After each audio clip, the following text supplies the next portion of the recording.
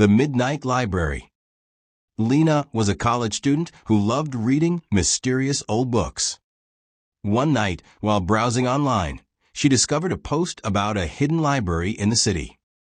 According to the rumor, the library only opened at midnight and contained books that knew their readers. Curious, Lena followed the directions and arrived at a narrow alley behind an abandoned theater.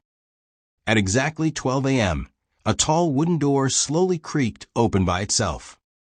Inside was a dimly lit hallway lined with ancient bookshelves stretching into darkness. An old librarian with pale skin and silver glasses appeared silently. "Welcome, Lena," he said, though she hadn't given him her name. "I've been expecting you." "How do you know me?" she whispered. He smiled faintly and handed her a dusty black book titled The Story of Lena Brooks. Shocked, she opened it and froze. The first page described her entire life perfectly, from childhood to the exact moment she entered the library. Heart racing, she flipped ahead and found a chapter titled The Last Night. It described events she hadn't lived yet, her being chased, hiding, screaming, and disappearing forever. Lena slammed the book shut and demanded answers. The librarian whispered, "Every reader finds their book here, and every book ends the same way." Suddenly, the lights flickered, and a cold wind blew through the library. She heard faint whispers between the shelves, like hundreds of voices calling her name. "Leave. Leave before you read the last page." Ignoring the warning, Lena ran deeper into the library, searching for an exit, but every corridor twisted endlessly. Finally, she reached a large circular room filled with mirrors. At the center was a single pedestal holding another book titled The Midnight Library. She opened it, and her reflection in the mirror began moving on its own.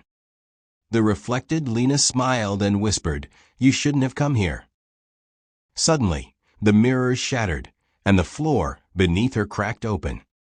Lena fell into complete darkness and landed in a room identical to her own bedroom, but everything felt wrong.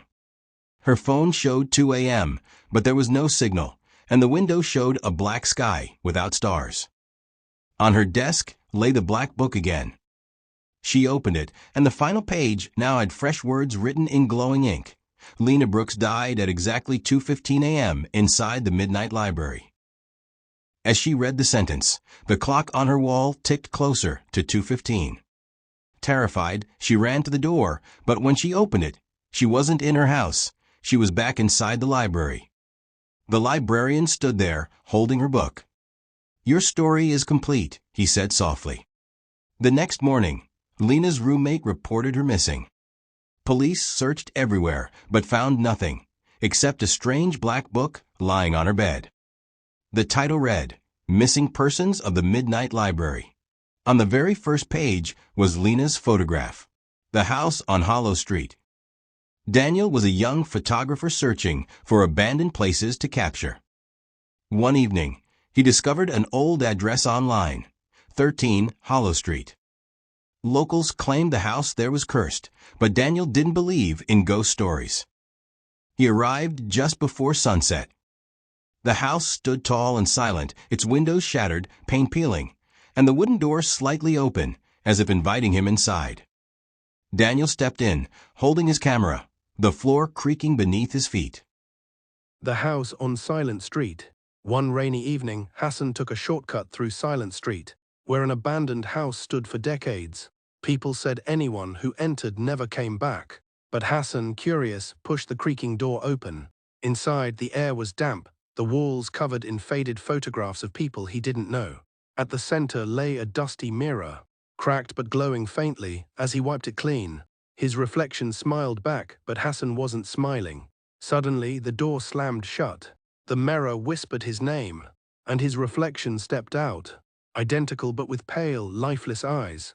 The next morning, neighbors saw Hassan leaving the house, silent, expressionless, different, but when police entered, they found another Hassan staring from inside the mirror, banging desperately to get out.